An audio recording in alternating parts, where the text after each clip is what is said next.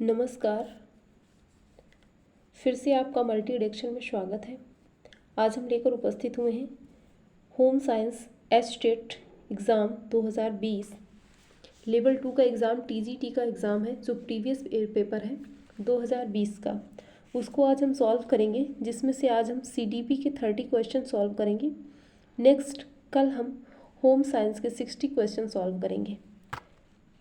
तो चलिए देर न करते हुए शुरू करते हैं अपना सेशन। आई थिंक सबको क्लियर दिख रहा होगा।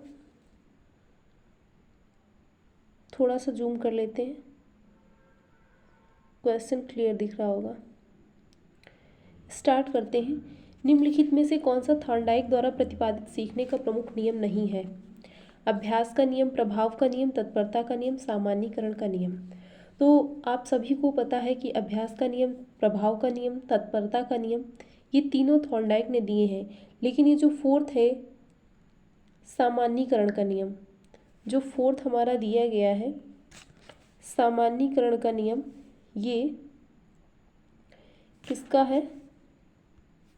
ये सामान्यीकरण का नियम जो है ये थॉर्नडाइक ने नहीं दिया है। ठीक। नेक्स्ट क्वेश्चन है, संवेगात्मक बुद्धि शब्द को सर्वप्रथम किसने प्रस्तुत किया? संवेगात्मक बुद्धि शब्द को सर्वप्रथम किसने प्रस्तुत किया? फ्रेडरिक एवं किर्क, हेनरी एवं पीटर, जॉन एवं क्रॉनबैक, मेयर एवं सलोवे। तो राइट आंसर हमारा होगा फोर्थ, मेयर एवं सलोवे। मेयर एवं सलोवे। नेक्स्ट क्वेश्चन कहता है, निम्नलिखित में से कौन सा उपागम अधिगम अयोग्य बालकों के व्यवहार का विश्लेषण कर उनकी अधिगम न्यूनता के मूल कारणों के जानने के प्रयास पर आधारित है? मनोविश्लेषणात्मक उपागम, व्यवहारवादी उपागम, वैयक्तिक अनुदेशनात्मक उपागम, बहु इंद्रिय उपागम। जिसमें से हमारा राइट आंसर है वैयक्तिक अनुदेशात्मक उपागम। नेक्स्ट क्वेश्चन कहता है, लुप्त अधिगम संप्रत्यय को सर्वप्रथम किसने परिचित कराया? लुप्त अधिगम संप्रत्यय को सर्वप्रथम किसने परिचित कराया? Kurt Lewin, E.L. Thorndike, Edward Chace Tolman, Pavlov. इसमें से हमारा राइट आंसर है Edward Chace Tolman. Next question की ओर चलते हैं।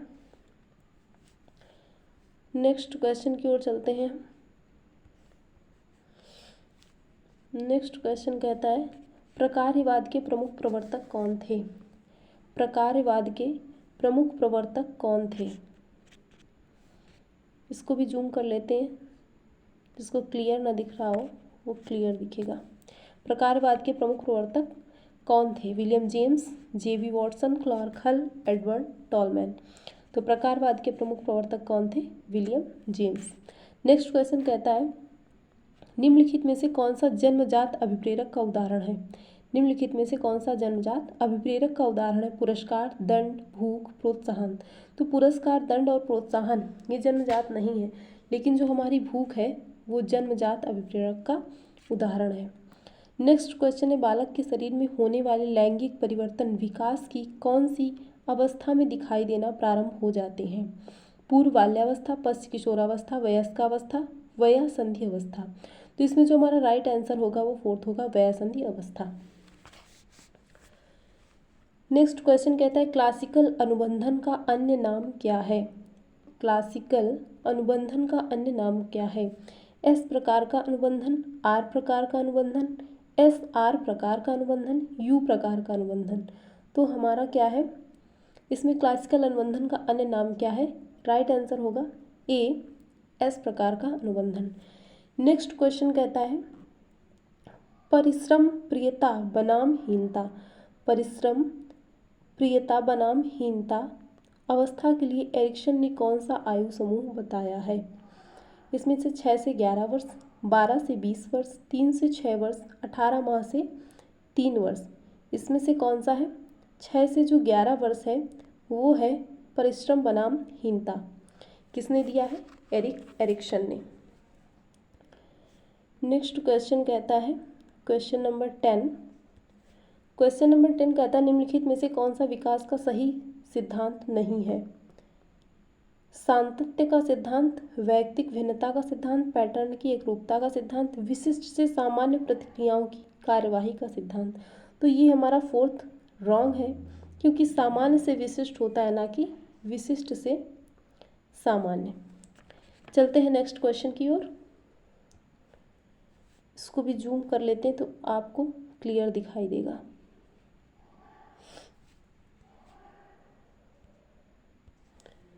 ठीक, क्वेश्चन कहता है निम्नलिखित में से कौन सा मनोविज्ञान का संप्रदाय विचार ब्लैक बॉक्स थ्योरी के नाम से जाना जाता है। ब्लैक बॉक्स थ्योरी के नाम से जाना जाता है व्यवहारवाद, संरचनावाद, प्रकार्यवाद, गेस्टाल्टवाद। तो कौन सा है जो ब्लैक बॉक्स थ्योरी के नाम से जाना जाता है? व्यवहारवाद। व्यवहारवाद क्या है? ब्लैक बॉक्स थ्योरी के नाम से जाना जाता है। नेक्स्ट क्वेश्चन कहता है निम्नलिखित में से कौन सा अच्छे मानसिक स्वास्थ्य का लक्षण नहीं है? निम्नलिखित में से कौन सा अच्छे मानसिक स्वास्थ्य का लक्षण नहीं है? समायोजन योग्यता, संवेगात्मक परिपक्वता, आत्मविश्वास, असहनशीलता। जिसमें से हमारा राइट आंसर होगा फोर्थ, असहनशीलता।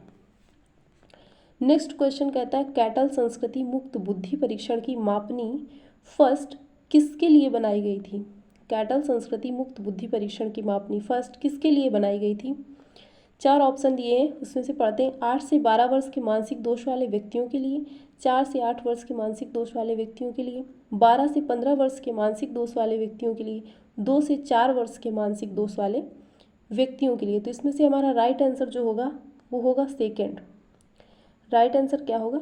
सेकेंड होगा। 4 से 8 वर्ष के मानसिक दोष वाले व्यक्तियों के लिए ये मापनी फर्स्ट बनाई गई थी। नेक्स्ट क्वेश्चन कहता है निम्नलिखित में से कौन सा रचनात्मकता की प्रक्रिया के लिए सही तार्किक क्रम है? अंतर्दृष्टि, तैयारी, परिपाक, सत्यापन। तैयारी, अंतर्दृष्टि, परिपाक, सत्यापन। फिर तैयारी, परिपाक, अंतर्दृष्टि और सत्यापन। तैयारी, अंतर्दृष्टि, सत्यापन, परिपाक। तो इसमें से हमारा जो राइट आंसर होगा वो थर्ड होगा, तैयारी, परिपाक, अंतर्दृष्टि और सत्यापन। नेक्स्ट क्वेश्चन की ओर चलते हैं।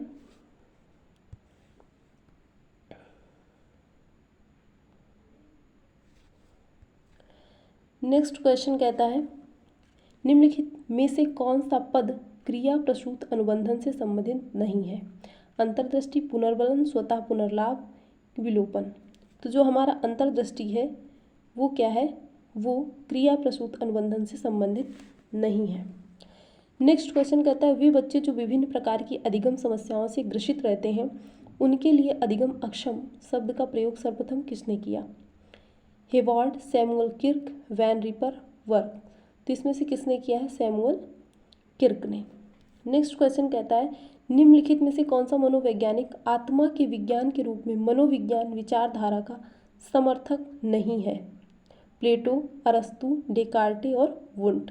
जिसमें से वुंट है वो मनोवैज्ञानिक आत्मा के विज्ञान के रूप में मनोविज्ञान विचारधारा के समर्थक नहीं है।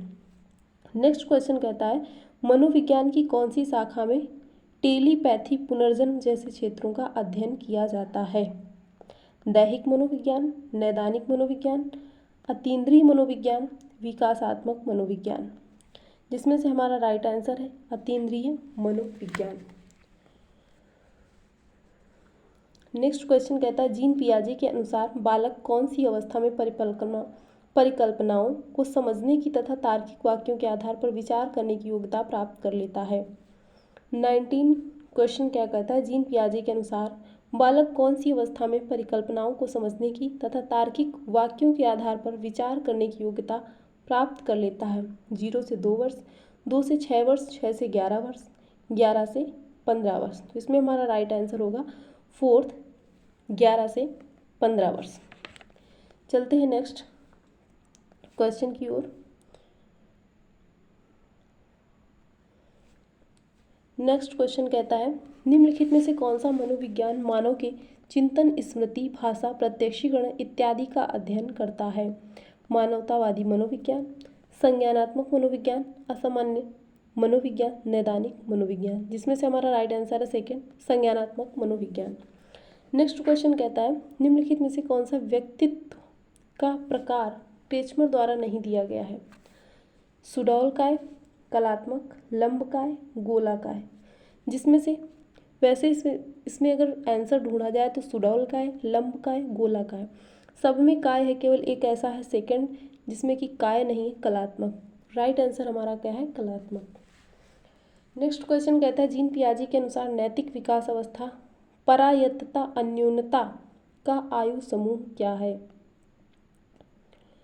0 से 5 वर्ष, 13 से 18 वर्ष, 5 से 8 वर्ष, 11 से 13 वर्ष। इसमें से राइट आंसर है 5 से 8 वर्ष, थर्ड। नेक्स्ट क्वेश्चन कहता है निम्नलिखित में से कौन सा अधिगम अक्षम बालकों का लक्षण नहीं है? निम्नलिखित में से कौन सा अधिगम अक्षम बालकों का लक्षण नहीं है? प्रत्यक्षीकरण अप्रभाविता, सामवेगिक अस्थिरता, अव्यवस्थित अवधान, आवेगिता। जिसमें से राइट आंसर हमारा है प्रत्यक्षीकरण प्रभाविता। नेक्स्ट क्वेश्चन कहता है गंभीर मानसिक मंदता वाले बालकों की बुद्धि लब्धि क्या होती है? गंभीर मानसिक मंदता वाले बालकों की बुद्धि लब्धि क्या होती? 50 से 60, 36 से 51, 20 से 35, 20 से नीचे। तो गंभीर मानसिक मंदता वाले बालकों की बुद्धि पूछ रहा है, तो इसमें से राइट आंसर होगा थर्ड, 20 से 35। चलते हैं नेक्स्ट क्वेश्चन की ओर। नेक्स्ट क्वेश्चन हमारा क्या कहता है, विकास की कौन सी अवस्था में समान लिंगियों के साथ रुचि मित्रता विकसित होती है? 12 से 14 वर्ष, 15 से 18 वर्ष, 10 से 12 वर्ष और 19 से 21 वर्ष। इसमें से हमारा राइट आंसर होगा 10 से 12 वर्ष। निम्नलिखित में से कौन सा यथार्थवादी चिंतन का प्रकार नहीं है? क्वेश्चन नंबर 26 कहता है निम्नलिखित में से कौन सा यथार्थवादी चिंतन का प्रकार नहीं है? अभिसारी चिंतन, सृजनात्मक चिंतन, आलोचनात्मक चिंतन, स्वलीन चिंतन। जिसमें से यथार्थवादी चिंतन का प्रकार नहीं है तो वह है स्वलीन चिंतन। 27 क्वेश्चन कहता है निम्नलिखित में से कौन सा मनोवैज्ञानिक मानवतावादी मनोविज्ञान का समर्थक नहीं है? फ्रॉयड, मैस्लो, रोजर्स, आर्थर कॉम्बस मानवतावादी मनोविज्ञान का समर्थक नहीं है, तो वो कौन है? वो है फ्रॉयड। नेक्स्ट है संरचनावाद के प्रवर्तक कौन थे? संरचनावाद के प्रवर्तक कौन थे? William James, William West, Wilhelm Wundt और विल्हेम हंट। तो इसमें से राइट आंसर हमारा है विल्हेम वुंट। 29 क्वेश्चन कहता है निम्नलिखित में से कौन सा तत्व अभिप्रेरणा चक्र से संबंधित नहीं है? आवश्यकता, अंतर्नोद, संवेग और प्रोत्साहन। तो इसमें से राइट आंसर हमारा है संवेग। आवश्यकता, अंतर्नोद, प्रोत्साहन, ये तीनों हमारे अभिप्रेरणा चक्र से संबंधित है। आज का हमारा लास्ट क्वेश्चन जो है, भय का संवेग किस मूल प्रवृत्ति से जुड़ा है? 30 क्वेश्चन कहता है भय का संवेग किस मूल प्रवृत्ति से जुड़ा है? प्रतिकर्षण, युयुत्सा, शरणागत और फलायन। जिसमें से राइट आंसर हमारा है थर्ड, शरणागत। तो आज हमने 30 क्वेश्चन किए हैं CDP के। कल हम करेंगे होम साइंस के 60 क्वेश्चन जो कि 2020 के पेपर में पूछे गए हैं। वो 60 क्वेश्चन करेंगे और आंसर वही बताया हमने जो आयोग की आंसर की में है। जो आयोग ने माना है वही आंसर हमने आपको बताया है। और जो आंसर की है आपकी, वो हम डिस्क्रिप्शन बॉक्स में मेंशन कर देंगे, तो वहाँ से आप देख सकते हैं इसको कि राइट आंसर है या रॉन्ग है। सारा कुछ हमने उसी का बताया है जो आयोग ने आंसर माना है। तो आज के लिए बस इतना ही। कल मिलते हैं फिर से नई ऊर्जा के साथ। धन्यवाद।